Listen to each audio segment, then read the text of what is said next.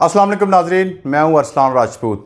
क्या आपने कभी सोचा है कि इसराइल को जिस खतरे का सामना आज तक ईरान से था, अब वही खतरा तुर्की से हो सकता है? क्या तुर्की ईरान की जगह मशरक़ वुस्ता में इसराइल के खिलाफ अस्करी किरदार संभालने जा रहा है? और क्या तुर्की इसराइल के गिर्द घेरा तंग कर रहा है? इन सवालात के जवाब जानने के लिए वीडियो को आखिर तक ज़रूर देखें, क्योंकि ये मामला सिर्फ इसराइल और तुर्की तक महदूद नहीं है, बल्कि पूरे खित्ते को हिला देने वाला है। अगर आप सच जानना चाहते हैं तो इस वीडियो को लाइक करें, चैनल को सब्सक्राइब करें और बेल आइकन को ज़रूर प्रेस करें ताकि ऐसी वीडियोस आप तक पहुंचती रहें। नाजरीन, क्या इसराइल और शाम के दरमियान खुफिया मुज़ाकरात हो रहे हैं? हाल ही में पेरिस में एक खुफिया अहम मुलाकात हुई जिसने सफारती और सिक्योरिटी हलकों में खलबली मचा दी। इसराइली स्ट्रेटेजिक अमूर के वजीर रोन ड्रिमर और शामी वजीर खारजा असद अश-शबानी के दरमियान 4 घंटे तवील मुलाकात हुई। ये मुलाकात अमरीकी सफ़ीर थॉमस बिर्क की मेज़बानी में हुई, जो तुर्की में अमरीका के सफ़ीर भी हैं। यह मुलाकात इतनी खुफिया रखी गई कि मीडिया को ना तो जगह का इल्म हुआ और ना ही गुफ्तगू की तफसीलात बताई गईं। अब क्या यह मुलाकात मामूली नौइयत की थी या किसी बड़े मंसूबे का आगाज़? याद रहे कि यह मुलाकात 25 साल बाद पहली बार हुई है, जब इसराइल और शाम के दरमियान आला सतही राब्ता हुआ, और इससे कबल ऐसी मुलाकात 1990 की दहाई में हुई थी, जब इसराइल के उस वक्त के वज़ीर आज़म अयहूद बाराक ने शाम के वज़ीर ख़ारजा फ़ारूक अश-शारा से मुलाकात की थी। दिलचस्प बात यह है कि फ़ारूक अश-शारा मौजूदा शामी सदर अहमद अश-शारा के चचा हैं। अब क्या इसराइली फ़िज़ाई हमले इन मुज़ाकरात के माहौल पर असरअंदाज हो सकते हैं? यह मुलाकात ऐसे वक्त पर हुई जब इसराइल ने हाल ही में दिमिश्क और उसके मसाफात में सिक्योरिटी इदारों से मुंसलिक अमारात पर फ़िज़ाई हमले किए हैं। बज़ाहिर शाम के सदर की तरफ से जंग ना करने का वादा इसराइल को मुतमिन नहीं कर सका। इसराइल को शक है कि शाम के अज़ाइम अब भी पुरअमन नहीं। अब क्या तुर्की शाम के अंदर कदम जमाने जा रहा है? उधर तुर्की के सदर रजब तैयब उर्दगान अब शाम के सदर के करीबी इत्तेहादी बनते जा रहे हैं। उन्हें इस मुलाकात से मुकम्मल तौर पर आगाह किया गया। उर्दगान ने फौरी तौर पर ख़बरदार किया कि जो भी शाम की वहदत को तोड़ने की कोशिश करेगा वो तुर्की के गुस्से का निशाना बनेगा।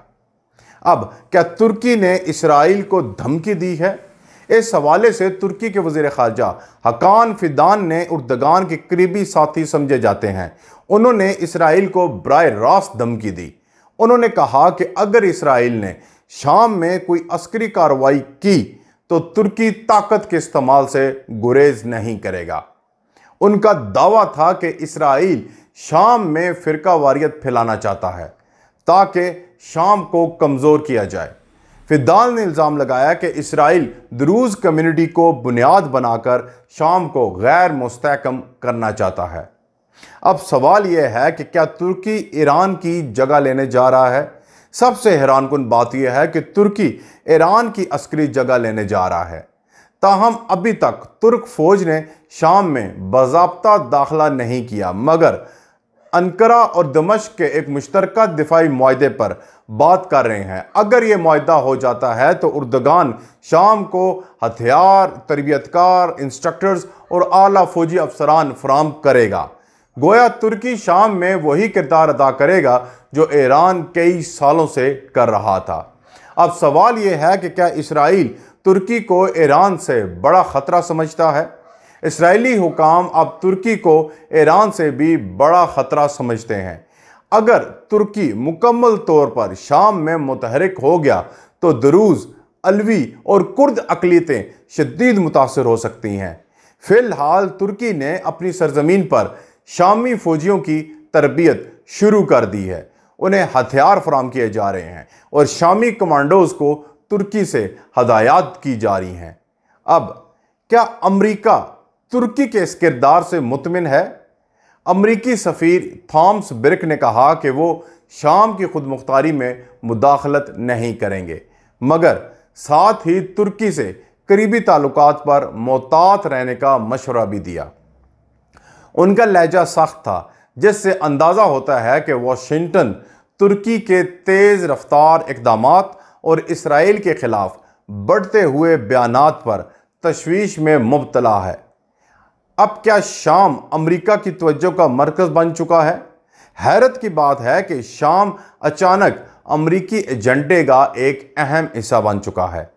अमरीकी सदर डोनाल्ड ट्रंप का दावा है कि उर्दगान के साथ एतमाद का रिश्ता हमने कायम कर लिया है और उनके मुताबिक उर्दगान वही करेगा जो मैं कहूँगा।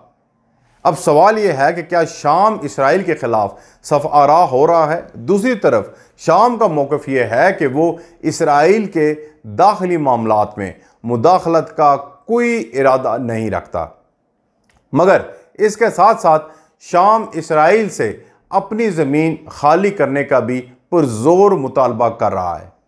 इस हवाले से गैर मुल्की मेहमानों को निजी मुलाकातों में अहमद अशरा ने कहा कि इसराइल शाम को कमज़ोर करना चाहता है ताकि वो अपना कंट्रोल बढ़ा सके।